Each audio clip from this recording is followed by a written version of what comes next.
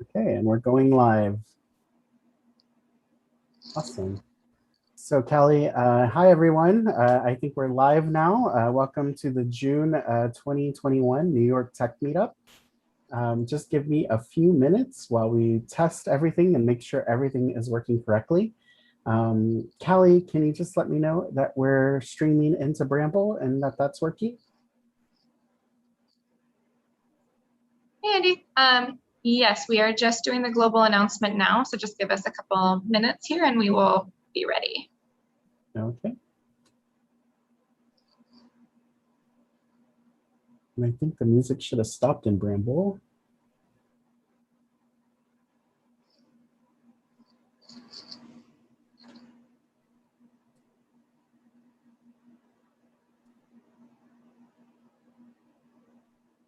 Excellent.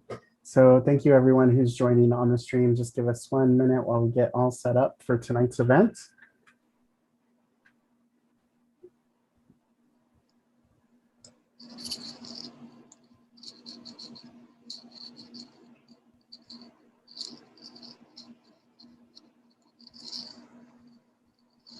I see we have all of our presenters here, so welcome.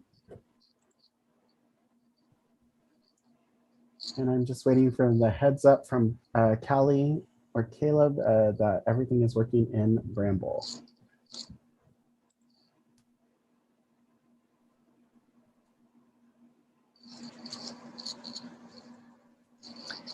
Andy, while we're waiting, I'll just ask you a quick question. So I'm going to be using Google Slides and sharing my screen. I'll be in the present mode, right? And then I'll share my screen first, then go to present mode. Correct. And you're seeing my slides, is that correct? I am seeing yours, yes. Okay, perfect. One last question. At the 5-minute mark, do you sort of give us a little time check, or I'll keep an eye on my timer here? I'll turn on my camera again. And so I'll turn off my camera and then turn it back on. Perfect. Like, you know, flash little cell phone. Exactly. Last joke of the night. Exactly. And it looks like we're working in Bramble. So we'll go ahead and get started. Hi, everybody. Welcome. For those of you joining within the Bramble platform, I hope that you're watching this live through the platform. And for those of you joining us through YouTube, welcome. Comments and questions can be placed into either the Bramble chat or the conversation on YouTube Live. We'll be monitoring both places and we're happy to have you participate. Again, this beautiful summer evening, welcome everybody. We're super excited to be in a new platform, doing some final experimentation in the virtual world. I think everything is starting to open up. We're starting to plan for an in-person event, hopefully in the middle of fall. So things are moving forward. The world is reopening. Things are really fantastic. I just got back from vacation, so I'm feeling energized and ready to go and excited for all of the fun activities that everybody has planned this summer. We have a fantastic program situated for you tonight. It's all about immigrant founders, amazing founders in the community that are building really fantastic technology. And if you're in Bramble, you've seen some of the amazing technology that's been presented. I'm going to ask each of the demoers just to tell a little bit about their personal story too as they get through here. But the evening will consist of just each demoer coming up, doing a 5-minute presentation, and then we'll conclude with Q&A for each demoer, and then there'll be more networking at 7 o'clock. So we're going to try to get through this as quickly as possible. But before that, just a few quick thank yous and announcements. And if you're not speaking at the moment, I just ask that you mute your microphone. A little bit about New York Tech Alliance. We're a nonprofit organization driving access, equity, and inclusion within the New York tech ecosystem to make it the most dynamic and diverse in the world. If you want to learn more about us, check us out at nytech.org. Again, my name is Andy Saldaña. I'm the executive director. We have amazing teammates here, Callie and Doug, to answer any questions that you might have about the organization. A little bit about tonight's agenda. Again, a few quick thank yous, some ground rules. We'll get right to the demos. And then if you have any community ask and offers, I'm going to ask you that you put those in the chat in Bramble. Thank you to all of our wonderful partners that make everything that we do possible. Everybody from Crown Castle to Savity, Work Better, EY, Grasshopper, Google, Frankfurt Kernet, Propeller, Paul Ellis, Verizon, and Rhythm. All of these partners are fantastic providers within the tech community here in New York. If you want to learn more about them, please check them out on our website at nytech.org. We have one more event before we take a quick break for the summer. The next Meetup style event is happening on Tuesday, June the 29th at 5:30 p.m. It's a very special program. We're going to be celebrating Pride in our own special way. It's a celebration of LGBTQ founders, queer founders, and it's going to be a fantastic event. So we hope to have you join us at that event on Tuesday, June the 29th. If you're planning a tech event and you want to share it with our community, please feel free to submit them at nytech.org/events. Again, anybody who's an event planner or in a community and want to share their events, please be sure to share them on our calendar. We pick a few and send them out in our newsletter as well. And then to support the New York Tech Alliance, there's 3 ways. One is to make a small donation when you RSVP for one of our events. The other is to become an individual or corporate member of New York Tech Alliance. And then the last is to simply make a donation. You can find that at nytech.org/support-NYTA. And then that brings us to tonight's demo, or what to expect tonight. Again, 5 minutes, Q&A, as live a demo as possible, a great lineup of presenters. There is one question that we stray away from during the presentations. And if you go to our in-person events, this is a point when everybody would shut out. What's your business model? Again, we don't really focus on the business model question for this event. We really focus on the technology, the platform, the product, and the story. And then if you want to apply to demo at one of our future events, we ask that you submit the application at nytech.info/apply to demo. I'm always looking for really fantastic companies to put on stage and hoping to connect those companies to our community. A few quick ground rules. Again, use the comment and chat feature in Bramble or on YouTube for your questions for the demoers. We'll be checking those regularly. We ask that you be present in the moment with us here as the demoers present, and then always be respectful. We try to provide an inclusive and respectful environment, and we encourage your questions for each of the demoers. So thank you so much. And with that, we're going to get right to the program. Georgie, are you online? Again, we're celebrating Immigrant Founder Night. I wanted to see if you wanted to say a few words about why this event is so special for us. Yeah, I'm here. Hi, everyone. I can't see myself, but I hope everyone can see and hear me. Can you see me, Andy? I can, yes. Okay. Hi, everyone. So Immigrant Heritage Month this is the 8th year. So this series started back in 2014, and it's been supported by the White House, the US government in various ways. Previously, I've worked with organizations like Forward.us and the I Am an Immigrant campaign to, support and amplify Immigrant History Month, Immigrant Heritage Month. And here we are as well. It's also Caribbean American History Month. So this is a very important month, and we also know it's Pride Month. So June is a very important and active month. So I'm really happy to be a part of this. As I've mentioned in different times before, I'm a proud immigrant, immigrated here from the island of Jamaica when I was 7 years old. And I've started organizations like Caribbeans of Tech and Entrepreneurship, supported various Immigrant History Month activities because it's so important. Like, we all know that this is the country built by and for immigrants. And so it's just interesting and helpful, especially in New York, that we amplify the voices of immigrant founders and continue to do so as we, celebrate Immigrant History Month and Caribbean American History Month. So I can't wait to see these demos from, immigrants by immigrants for the world, and, because that's who we are all over. And I'm going to pass it back to you, Andy. Awesome. Thank you so much for that, Georgie. It's always a pleasure to have you with us. Georgie is not only a board member for New York Tech Alliance, but also a co-conspirator in everything that I do. So she makes virtual events happen. If you have a virtual event or a virtual need, I recommend connecting with her. She is a rock star when it comes to all of that. So please be sure to check out Georgie. I'll drop the link to her website in the chat and then just a little bit. And with that, we're going to get the show started. First off, to kick things off, we have Vladic, and Vladic is going to tell us even more about Bramble than what you've been experiencing walking around. So Vladic, I'm going to turn it over to you and make sure that you can share your screen. I'll turn off my camera and then I'll let you take it away. Absolutely. And you can see me and my screen right now, yes? Not you yet, but we're going to fix Just that. my screen is fine. That's there no you problem. go. We're all fixed. And so Okay. Well, I'll be back in 5 minutes. Great. Andy, thank you so much. It's actually like a big honor to be at the New York Tech Alliance. I was a huge fan of this meetup before the pandemic, and it is wonderful to see this virtually and to participate. And especially with the theme, you know, the immigrant founder. For myself, speaking personally, I was born in Russia, and you know, if I wasn't an immigrant, I don't think I would have become a journalist. And if I wasn't a journalist, I wouldn't have met my co-founder, who's also a journalist. And if we hadn't been, you know, immigrants and journalists, both of us, then I don't think we would have started the company we did. And I don't think we would have gotten to Bramble. So it's a deep part of the story. And I'll kind of start with that. I want to give you a little quick background about Bramble, and then I'll show a very quick demo here as a video for anyone who's not actually running around. And then I'll sort of continue with, just kind of unpacking where we're going. So Bramble was built by Artery. That's the company we actually founded. Bramble is a new product from our company. And Bramble was a very proudly in real life company where we connected artists who had ideas with people who wanted to open up their private spaces for intimate cultural showcases. And we were having a fantastic year. And in 2020, we were just about to expand to 6 new cities. We had tripled our staff. And we were going to have intimate in-home gatherings all over the world. And then the pandemic happened.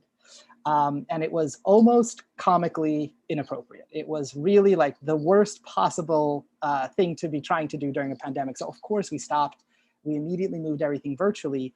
And we learned something from that experience. As our community started doing Zooms and Google Meets, and you know, that was kind of the main stuff in the beginning, we did hundreds of these. And we really quickly realized that gatherings are not meetings.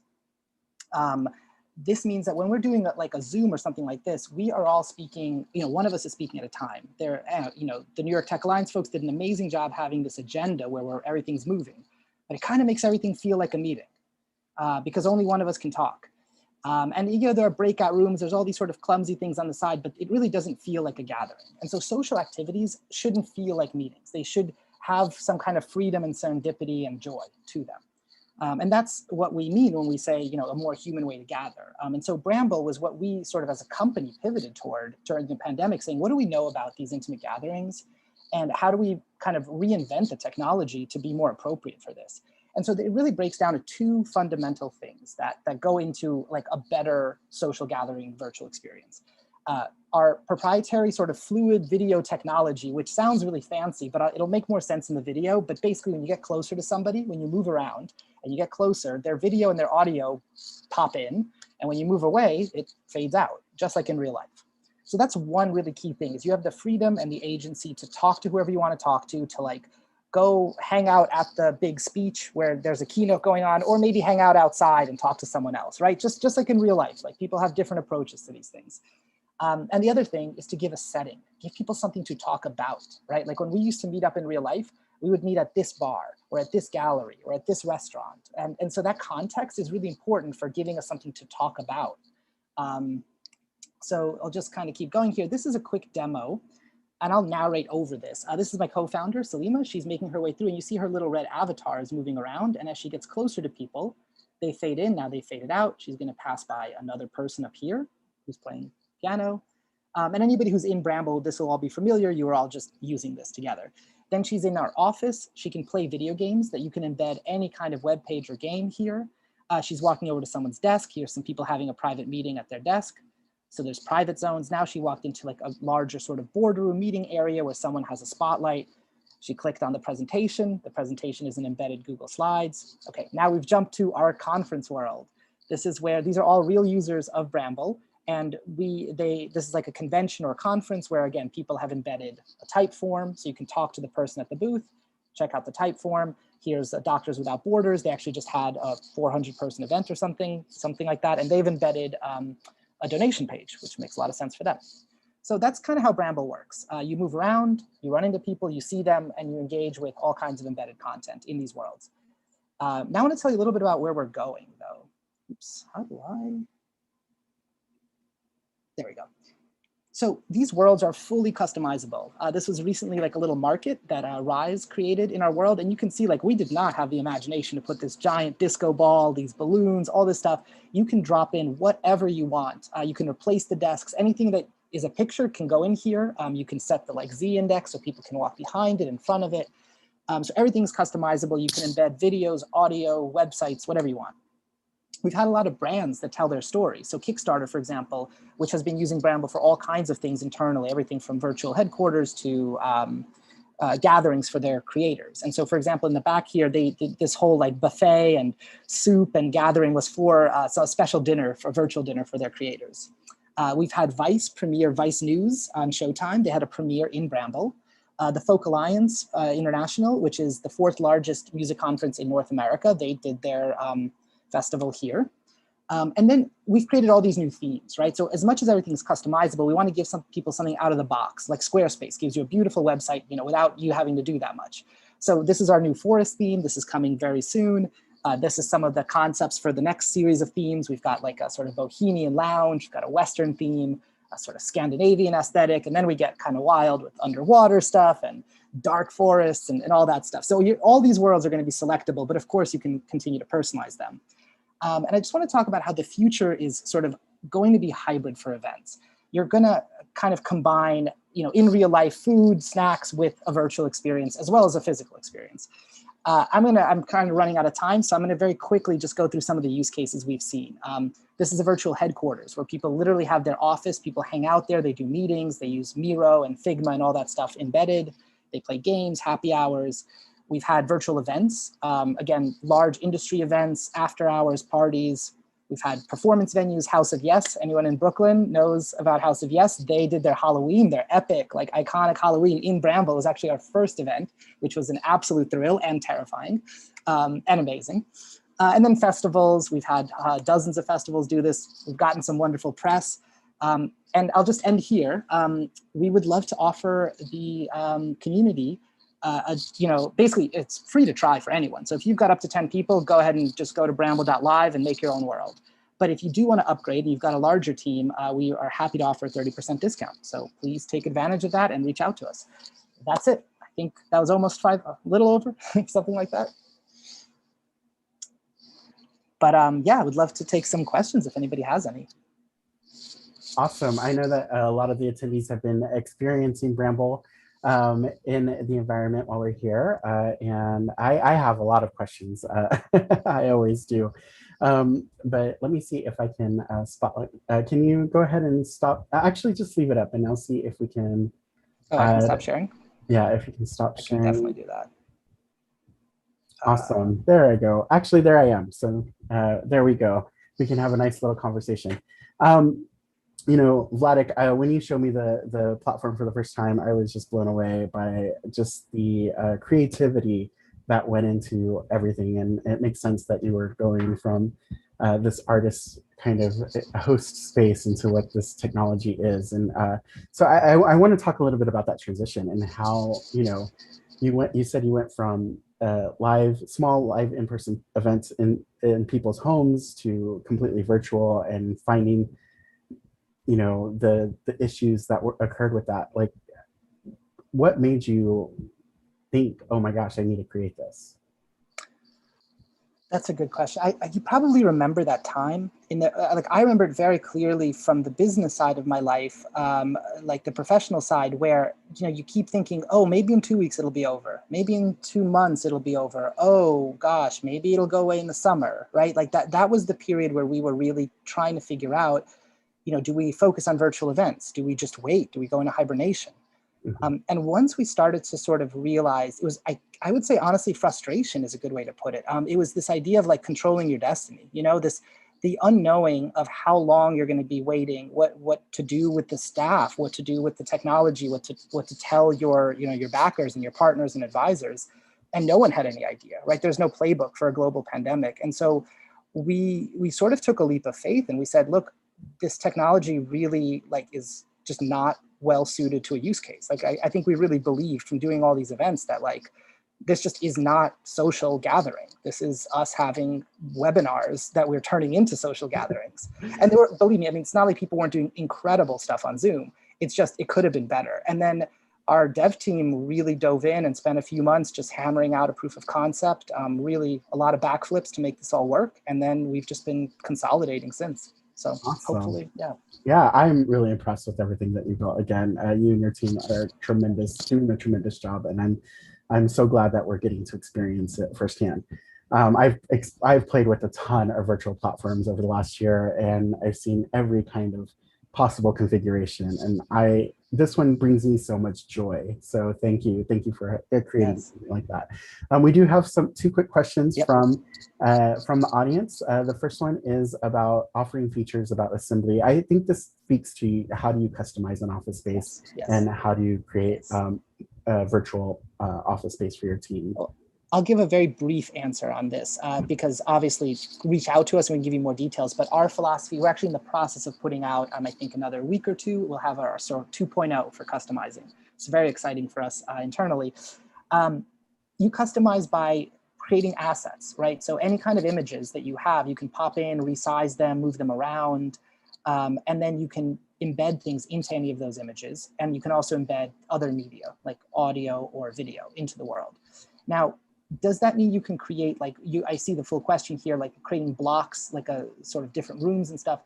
Our philosophy is we're going to give you a whole bunch of different templates that some of them are for a classroom, some of them are for an office, some are a rooftop. And we haven't yet let you mix and match those templates, but we figure that having those templates will make it very easy for you to, within those templates, personalize them.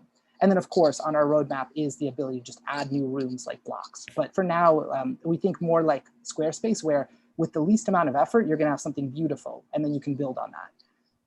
And I assume that you can have multiple environments as well. Oh, yeah, so absolutely. You can do something that's rooftop focused. You can do something that's water cooler focused or theater focused. I will say, one thing we've realized just in practice is people, like, especially for a team, it really makes sense to pick one and let people take it over. So we actually give people the virtual headquarters, which has a bunch of desks.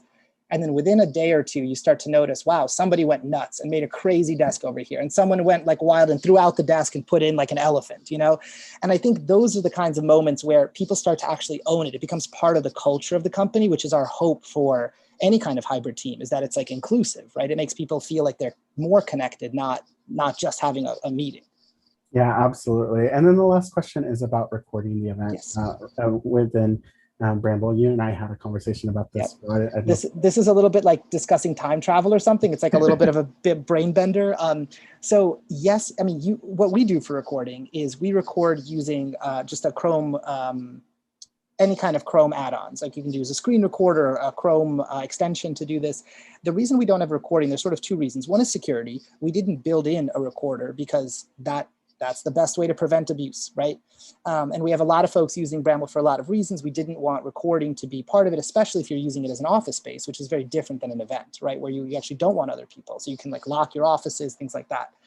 However, the other problem is that everyone has a different experience. Bramble is not a central experience, as some people are over there talking to each other, some people are here. So whoever wants to record can record, but there's no central bird's eye view of the event because there's too many things happening simultaneously.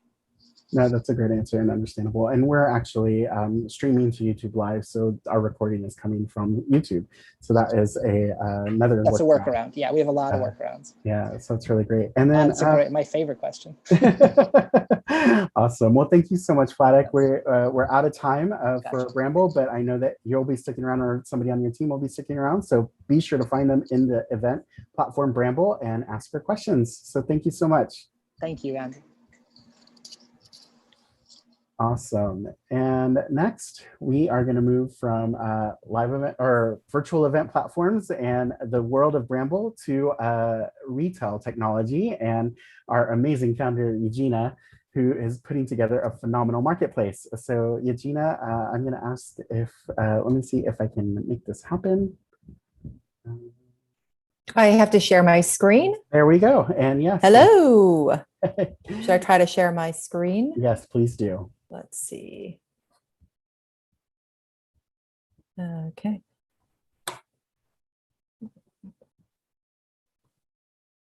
Sorry, 1 second.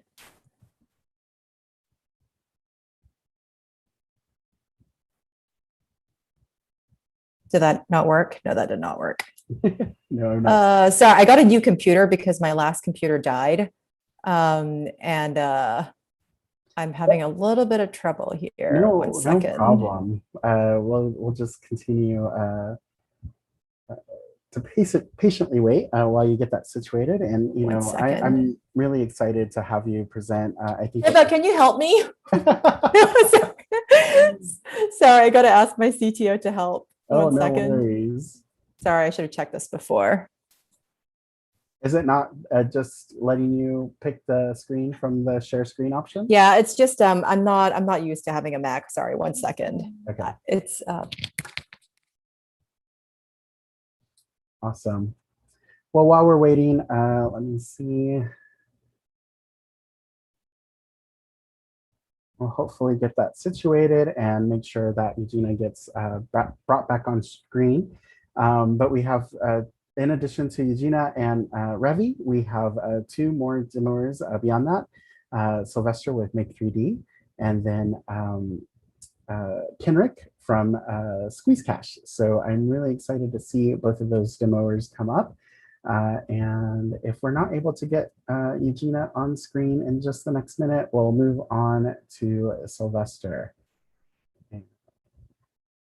Let's see, but again, as Georgie said, this month is June. It's full of amazing celebrations across different communities. I'm very happy that we're getting to celebrate some of those communities at New York Tech Alliance. I encourage any queer founders in the audience to apply to demo for our June 29th event. I'm looking for some amazing queer founders that are building really fantastic technology. We do this every year. This is, I think, the 5th year that I've been doing it, and I'm always excited to see the phenomenal tech that happens. All right, Eugenia, we're gonna go ahead and move on to Sylvester, and we'll try to get you situated in the next segment. But Sylvester, do you wanna try to share your screen? Yes, I will try. Okay. Do you see my screen? Yes, if you hit present, I think it should go full screen. Awesome. Yep. Take it away. I'll be back in about 5 minutes. All right. Thank you, Andy, and thanks everybody to actually having an opportunity to present at this fantastic event. My name is Sylvester, and I'm a tech lead and one of the directors at Make 3D Company Limited. We are a Gambian technological startup focused on 3D printing. And well, at the beginning, we discussed immigration, and basically, I'm originally from Czech and came to the Gambia in 2017 for working for an NGO. And in 2019, in April, I met my co-founder, Juka, and we decided that we basically were both enthusiasts in technology and particularly 3D printing. And that's when we brought our first 3D printer in the Gambia. And I think it was the first 3D printer in the country, actually. And we were printing until we established the company in November 2019. And until we finally got married in January 2020. So we were printing really intensively. What we do, our focus is to provide access to 3D printing to Gambian entrepreneurs, institutions, students, universities. And when we first actually introduced 3D printing to the Gambian market, very few people were aware of this technology and what it can do and what it cannot do.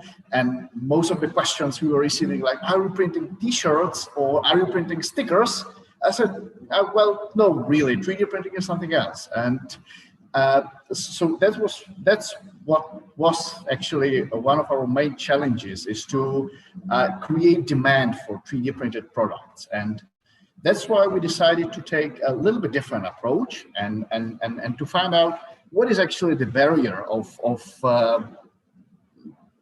increasing demand for 3D printing products and how to increase the awareness about a 3D printed solution. So what we do, we provide functional, contextualized, and mainly scalable applications in 3D printing. and mainly by building capacities of other institutions, hospitals, schools, entrepreneurs, companies in 3D printing. So at the moment, we are not no longer the only 3D printing company because we have built capacities of the others. And in order to create like a network of decentralized manufacturing stations, we focus on FDM and SLA technology at the moment, and we collaborate with UN agencies, research institutions, and hospitals. And our project Make 3D Medical has been shortlisted by the Royal Academy of Engineering Africa Prize 2021, which is also a big honor for us. So we focus on three main aspects of 3D printing, or three main areas, sectors. One is medical, another one is education, and the other one is general manufacturing. In medical, the main, I would say, the context in the Gambia is basically everything is depending on import, and the Gambian medical sector is really vulnerable to disruption of supply chain, as basically happened during COVID-19 pandemic.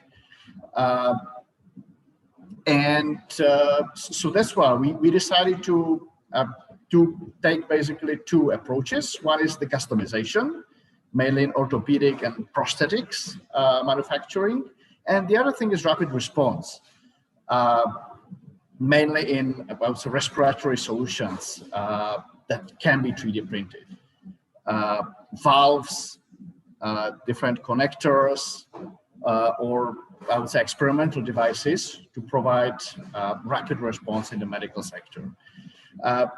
The main challenges that we are facing here is standardization and certification, because basically local authorities, they do not recognize 3D printing and are not really aware of its capabilities and of course its limitations. So we are trying to work with local authorities to actually build their capacities and to understand what 3D printing can solve and what 3D printing cannot solve.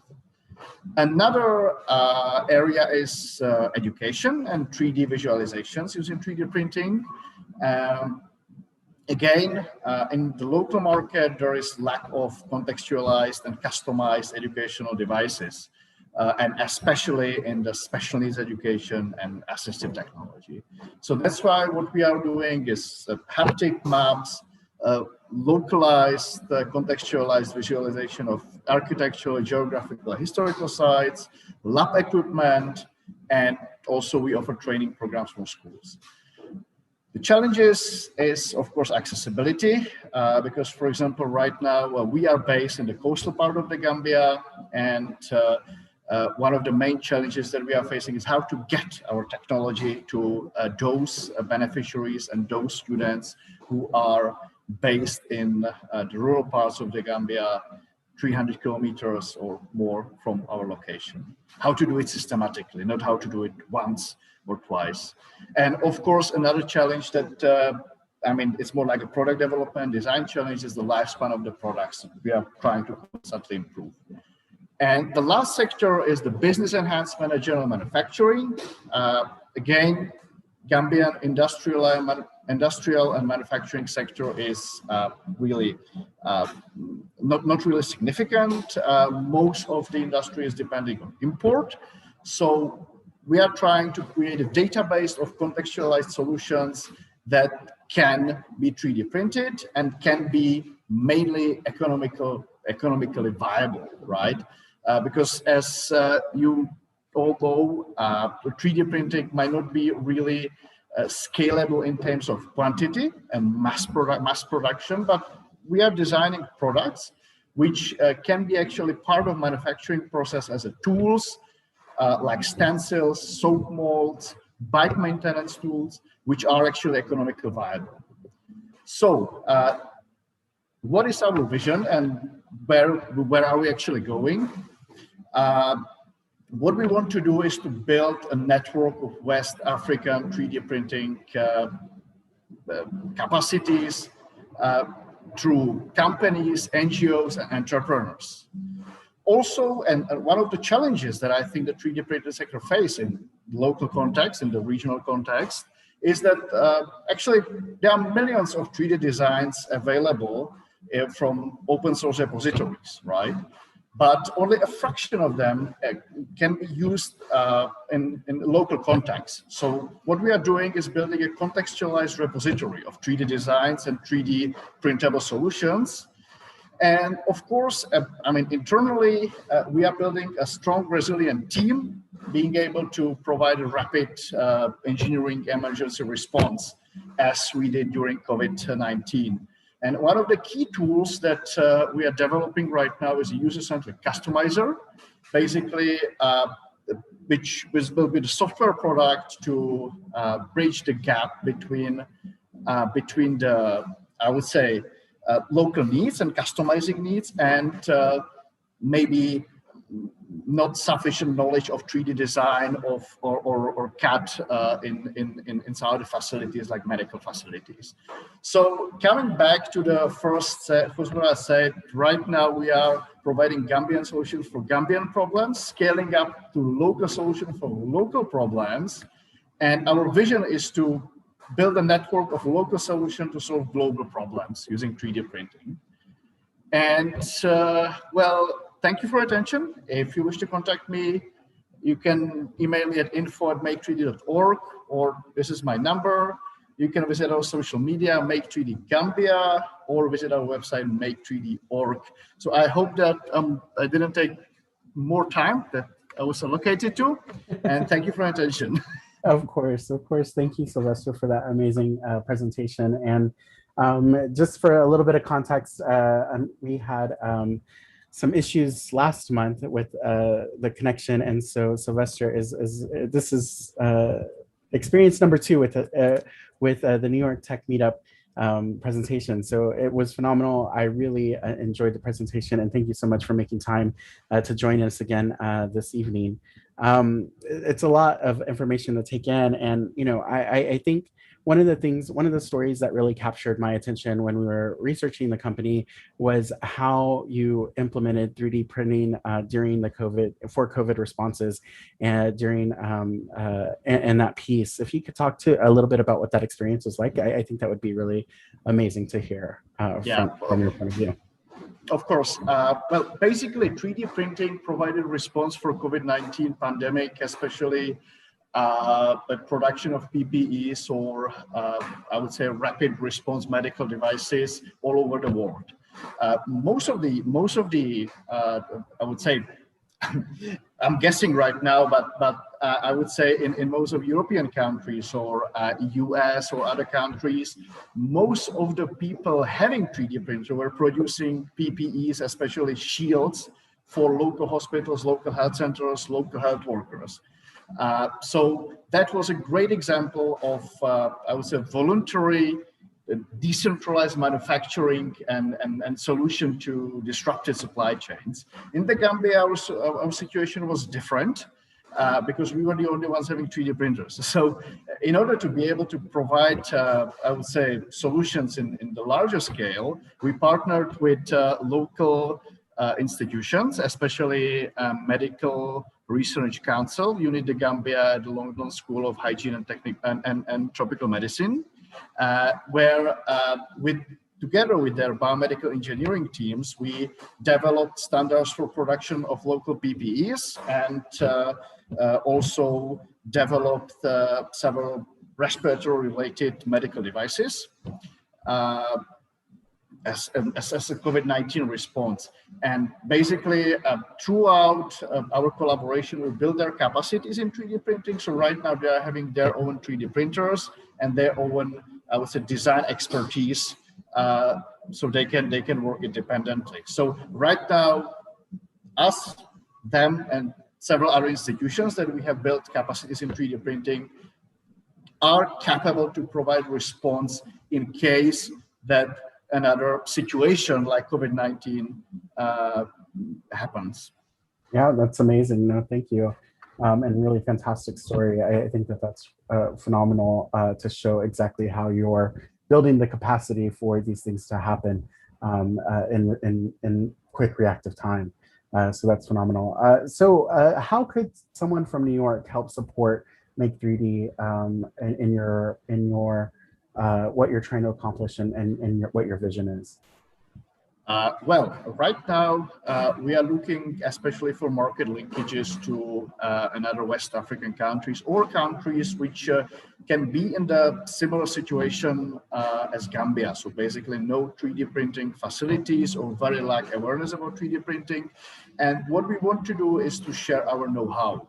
So if stakeholders or participants, partners of NITech are having those contacts or ideas or stories that could share with us and create a market linkages, how can we basically share our know-how with the others?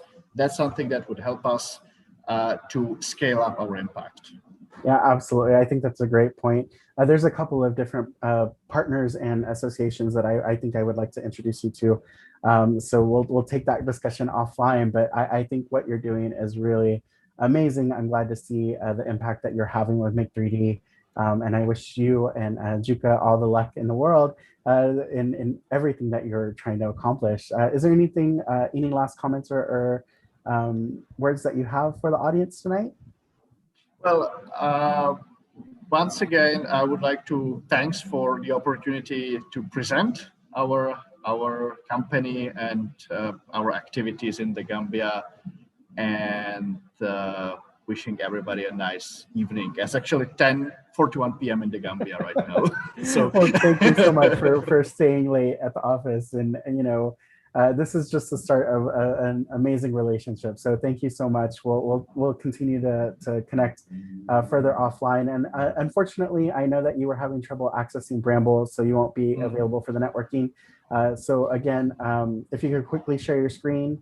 If anybody in the audience wants to connect with Sylvester or Make 3D, be sure to capture his email, the website, the social media. We'll be sharing all of this information in our next newsletter as well. So again, thank you so much, Sylvester, for that amazing presentation. Thank you, Andy. Awesome. Okay. We're gonna bring Eugenia back up. Give her. Hello. Yes, and make sure that you can share your screen. I'm so sorry about that. I am a lifelong PC user, and I finally broke down and got a Mac yesterday, and it's taken me a little bit of getting used to, but I think I can handle it now. There's a little bit of a learning curve on that. Yes, So exactly. before you begin, I just want to let the audience know that unfortunately I have an emergency to go take care of. So after we finish the presentation with Eugenia, I'm going to ask Georgie to join us back in. She'll take over as host for the remainder of the program. But Eugenia, go ahead. And, great. I'll be back in about 5 minutes. Great. Thank you so much, Andy. Hi, everyone. My name is Eugenia Dalman, and I am the CEO and co-founder of Ravich. We are two immigrant women founders. I am Korean who grew up in Hong Kong, so I guess I'm kind of a double immigrant, while my co-founder and CTO, Hiba Awad, who is also here with us tonight, is from Aleppo, Syria.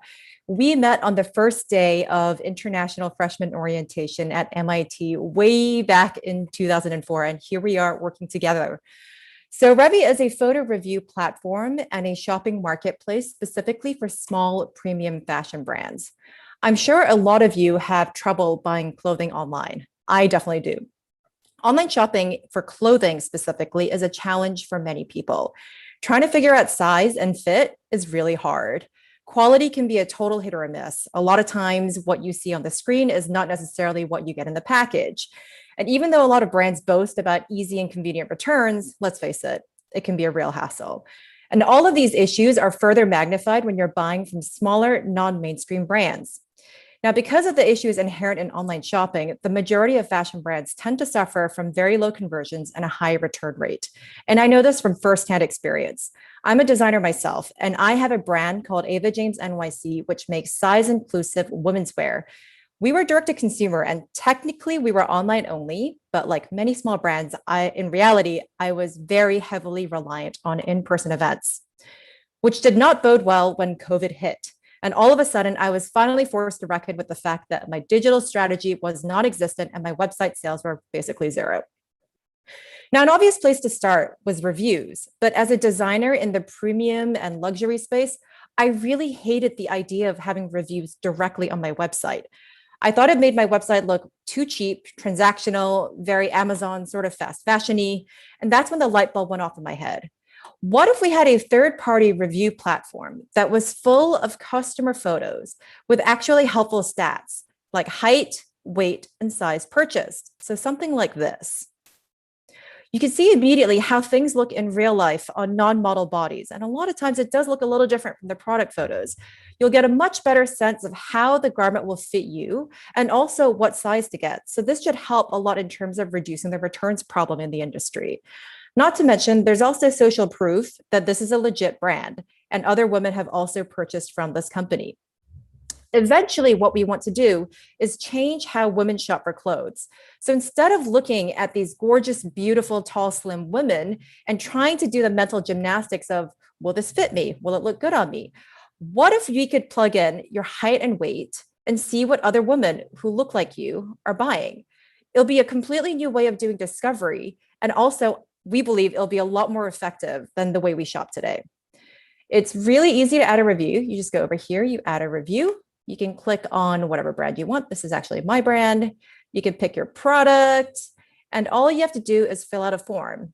Now, the only caveat here is that we do require a photo, but the review itself is actually anonymous. We don't publish your name. We don't publish your email, nothing that can associate the photo with you. And that's because, size and weight is a very sensitive topic for a lot of women. So we have 30 brands on our platform right now, and we've managed to generate close to 100 reviews since we launched about 2 months ago. We have brands across the entire fashion spectrum, so everything from apparel to shoes, to jewelry. I think we have a glove brand, you name it, we probably have it. All of our brands are US based, although we actually did just start offering international shipping for a number of our brands. The one thing that binds all of our brands together is that they're all small and they're all at a premium and luxury price point. We also love that, coincidentally, all of our brands are women owned.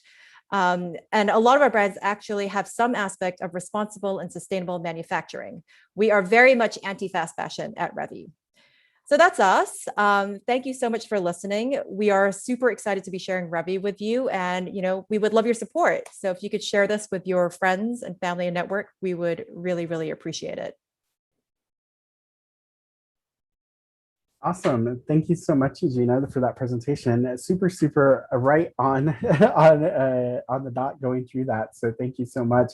Really phenomenal to hear about your story of going from of how to solve the problem and the review problem. And I think that is super, you make a really great point about reviews on a website or reviews on a product website, especially when your focus is a higher luxury brand. So can you talk through a little bit about when you were creating this marketplace, some of the thoughts and process that you experienced in doing that?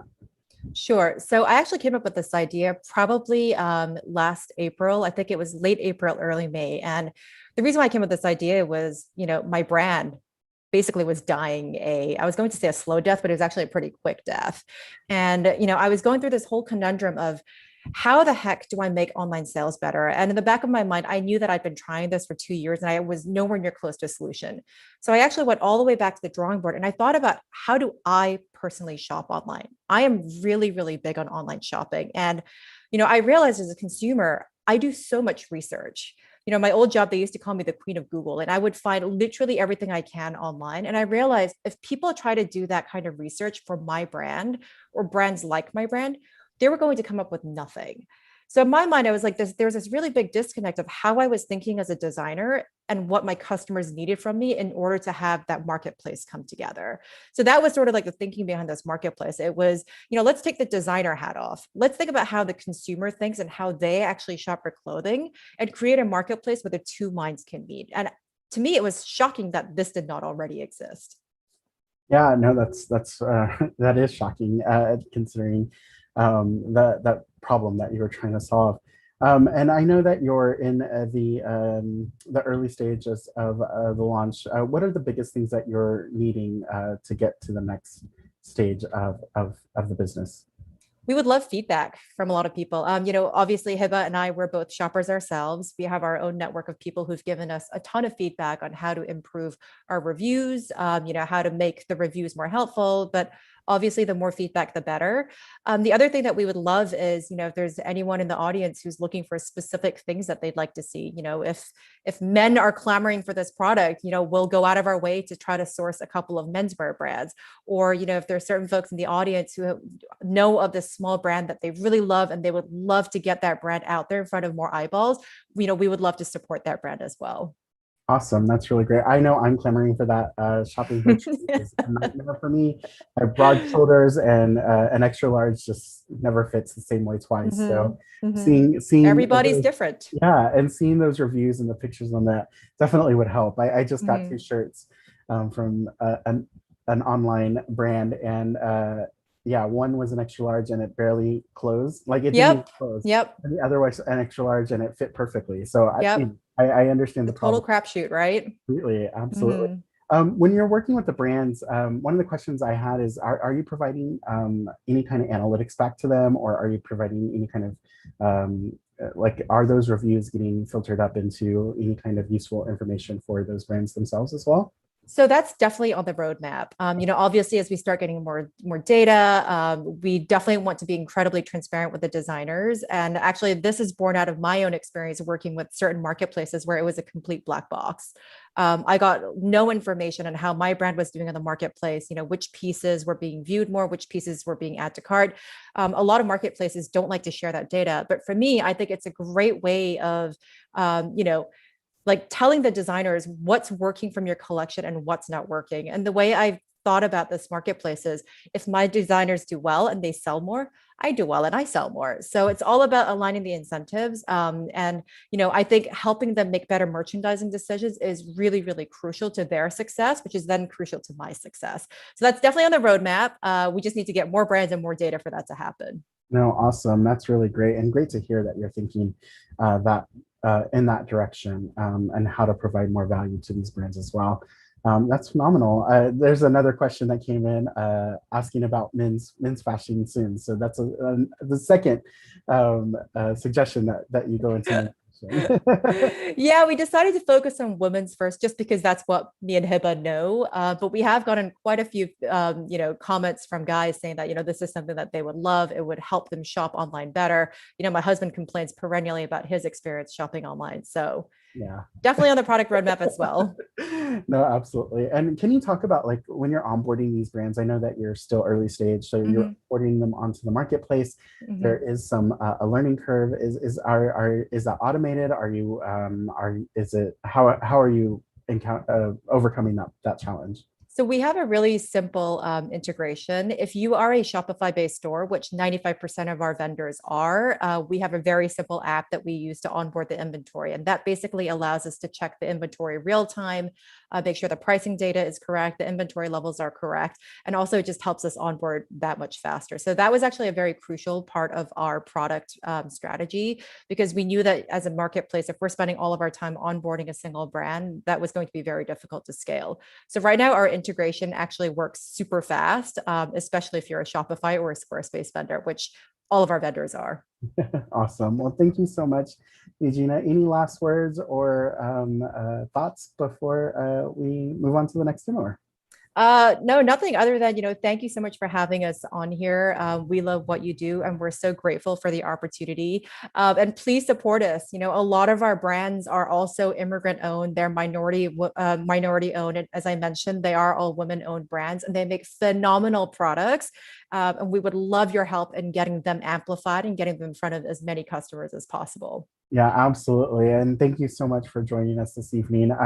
We'll connect in just a little bit, but we'll definitely be promoting Revi out in our newsletter. So everybody who's listening and watching, make sure that you check out Revi and their website. It's amazing. Really, thank you so much. It was a fantastic demo. Thank you. I'm glad everything worked out. So. I know, me too. All right. With that, I'm going to turn the program over to Georgie. I want to thank everybody for the time. I do have to run, but Georgie's going to take over and finish up the program. She's amazing. Georgie, welcome to the stage. And all right. Thank you. All right, thank you so much, Andy. And yes, I'm going to take over to hang out with you all for the rest of the night here for today's Immigrant Heritage Month New York Tech Meetup. So up next, we actually have Kenrick from Squeeze Cash. So what Squeeze Cash is building is the #1 multi-currency wallet in the Caribbean and the diaspora, but I'm going to allow Kenrick to tell you a little bit more about that. So Kenrick, if you're going to be sharing your screen, you can go ahead and do that now, and we'll have it spotlighted. Thank you very much, Georgie. Hi, everyone. I am Kenrick Washi, co-founder and CEO of Squeeze Cash. This time, I'm going to try to share my screen with you. Let me go ahead. That would help me get it. And I will go there. Yeah. So what I'm going to do is I'm going to share a few slides of our deck so you can get to understand who we are. Are you seeing my screen? We're seeing your screen, but the deck hasn't opened yet. We're seeing the downloads. Oh no, I have it open, so I don't know. Okay, let me stop sharing. Yeah, stop sharing and then share that specific screen. And then let me share this specific screen. Good. Awesome. You should be seeing it now. Now, yep. Go ahead. Awesome. So yes, we're Squeeze Cash. We're a multi-currency, the only multi-currency mobile payment solution in the Caribbean and its diaspora. So we facilitate P2P transfers, B2C transfers across borders as well as in country. We actually have all of the currencies in the English-speaking Caribbean as well as the major currencies of the Western world, that being the US, the pounds, and so forth. And we allow users to send remittances, to do top-ups, to do bill payments. This team is founded by 3 individuals, 2 Vincentians and 1 St. Lucian. So there's me as CEO, there's Ashley McLean as head of product. Both of us are Vincentians, and Sunil Fontenelle, who is our chief technology officer. He does all the coding. He is a St. Lucian by birth. We have, I'm just going to share just some data with you. Right now we have over 20. So we have over 23,000 users at the moment, and our application has been used within the last year, because we officially launched in November 2019 and transferred over $700,000. So what I'm going to do now is that I'm going to end this screen and I'm going to connect my phone to show you what our application looks like. Good. Georgiana, I think you're going to need me to help. I'm going to need you to help me connect my phone. It's connected. I think the last time Andy was helping me. Tell me what I need to do to connect my iPhone to share the screen. Yeah, so when you hit share screen, the fact that your iPhone is connected, it should allow you to do iPhone. That's iPhone. It. Yeah, correct. Go right ahead. We are now. It's loading. All right, we're seeing. Awesome. Good. Good. I'm really fascinated by this technology. So yeah, this is the icon. So when you open our application, you get to see what my wallet is. So I am in St. Vincent, or I'm from St. Vincent. So my account is actually in Eastern Caribbean dollars, but below it, you can actually see the US equivalent. So if I want to send to users, individuals, I must first add them as a contact, and everybody has a unique Squeeze ID. If you go to the top center icon, you'll be able to see what your Squeeze ID is, your verification level, link your bank account, etc., so that you can cash out. If you want to add funds, you go to add funds. You select a voucher amount, or you can go to continue and customize your own value. I think something is wrong with my thing. I think something. Yeah, we lost your screen for a second. Did you close that? No, it's asking me to trust something. Yeah, just go ahead and trust. It's just asking to make sure that you trust your computer that you're connected to. But I'm not seeing the request. All right, let me do that over. Share screen. Share. I'm not seeing anything now. I believe it's loading up. Let's just give it a second because it said started sharing. And just to keep up with time, do you want to just talk a little bit more about it? All right, yeah, I think I probably should just do that. But what it does is that you can use the mobile application to shop at merchants who accept Squeeze Cash, or online, over the phone, in person. You can do that. You can scan a QR code, or you can do it in person, as I said. And you can, once you add a contact to the app, then you can send money to them. So sometimes I tell people they might be more familiar with Cash App. Just think about Cash App, but think about one for the Caribbean. Think about one that has multi-currencies. Think about one that allows a payment gateway. And we have way more features coming. It allows you to do bill payments. You can do top-ups, airtime top-ups across 600 networks globally. And that's really what has been happening with SpaceCash. We did pre-seed round financing, and now we are currently in fundraising mode again to fully capture the Caribbean market and position ourselves to at least enter into the Latin American market. So I think that's about it. If you have any questions, let me know. Thank you so much for that, Kenrick. And as a Caribbean myself, I kind of understand a little bit about the need for a solution like this, but I'm gonna ask a question that a lot of folks might be thinking in the audience, and that is, you compared it to Cash App, or, like there's Venmo. Why can't someone use Cash App or Venmo in the Caribbean? It's geographically close. It seems, in certain European countries or Canada, these tools are usable. So can you talk to us a little bit about the importance of SpaceCash and like how it differentiates from those apps and the importance to the Caribbean? Right, and that's how SpaceCash actually started, because we have limited mobile payment solutions in the Caribbean. And yes, these global players, well, these US players, I think they're faced with what is called the innovator's dilemma. It's too costly for them to capture Caribbean markets, and so we are doing the groundwork that they don't want to do, or they can't afford to do. It's more expensive for them to do it, and so that's it. That's one of the main reasons how we differentiate. The other thing is that they're also one currency. Good thing we are US also, and US users can use us, and we are focusing on the immigrant population, the diaspora population, because all of us want to be able to connect with our family at home.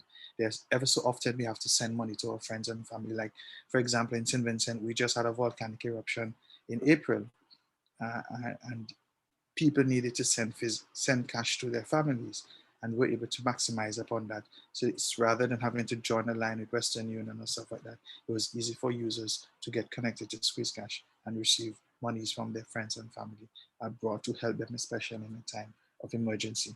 And the good thing about it is that the transfer is instantaneous. So you can just then use your phone and then go to the supermarket and buy groceries, or go to the barber shop and get a haircut and stuff like that almost instantly. Oh, thank you so much. We have a question from the audience in regards to any plans to incorporate cryptocurrency, and I'll follow that. I have a second question to add on to that, but you can answer that one first. Do you plan to incorporate crypto? So that's the plan. We do plan to go with the trend. We do plan to go with the times. Right now, we are not doing crypto, but we do have plans. Once we have saturated the market, or we have captured a good portion of the market, then we can think about adding crypto or any other stable coin. Awesome. And then my follow-up question to that is, currencies change all the time. So how are you all making sure that if, I send $50 and the current, conversion rate is $1 US equals, $35, and then in 5 minutes from now it changes? How are you managing that currency changing? And so, but we don't use an integration right now for existing platforms that monitor currencies. We actually use our own technology to monitor. So, and you can also go within the app and see what the currency, the forex is at the time of doing your transaction. We can easily make adjustments as soon as there's a change. We can easily make adjustments. Awesome. Thank you so much for sharing that. And I'll end with one last question is, what issues do you foresee, or what roadblocks do you all foresee with this solution? As you said, there are competitors, and as we enter this global ecosystem, do you fear Cash Apps, Square, Venmo, all these other platforms might start dabbling into this market? They already have more market saturation. Is that like a fear? So I don't think it will get to the point where they will dabble into the market again because of the innovator's dilemma. What is happening is that we see a benefit there because we are positioning ourselves once we have done the groundwork for them to actually acquire us. But what our challenge is currently, and that's why we're raising capital, that's what the solution is to our problem now, is we have to address all of the regulatory concerns that exist, and compliance is expensive. So we are taking care of that now. The thing is, the Caribbean has small islands, and every island has its own regulator. And so you have to handle all of that and try to have some uniformity with the different regulations in the Caribbean, so that the platform runs smoother. Because while we can make some adaptation, we can adapt to some special requirements of jurisdictions. There are just some applications, some functions that are going to be uniformed, and we would like for at least the regulatory bodies to see eye to eye with these things. Awesome. Thank you so much for that presentation, Kenrick. Thank you for having us. In Bramble for the networking time, so folks could definitely connect with you there. Oh, definitely. Alrighty, everyone. So that is it for tonight's Immigrant Heritage Month New York Tech Meetup. And we're going to close out with our continued networking on the Bramble platform. But before we go, I just want to say a thank you to all of our presenters tonight. Ravich with Eugenia, Vladic from Bramble, Kenrick from Squeezecast, and Sylvester from Make 3D. So if you guys want to connect with them, go ahead, go back to Bramble, continue networking, continue connecting, meet other people that are currently on the platform as well. And we'll see you again this month, towards the end of the month, for the LGBTQ immigrant, all these months, LGBTQ Pride Month, immigrant, I keep saying immigrant, celebration of the New York Tech Meetup. Oh, there's so many months to celebrate. So go ahead and apply if you are a LGBTQ plus founder. If you're interested in applying, go ahead and apply to that, and we'll see you towards the end of the month. Thank you for attending tonight's New York Tech Meetup, and we'll see you again in the end of June. Bye, everyone.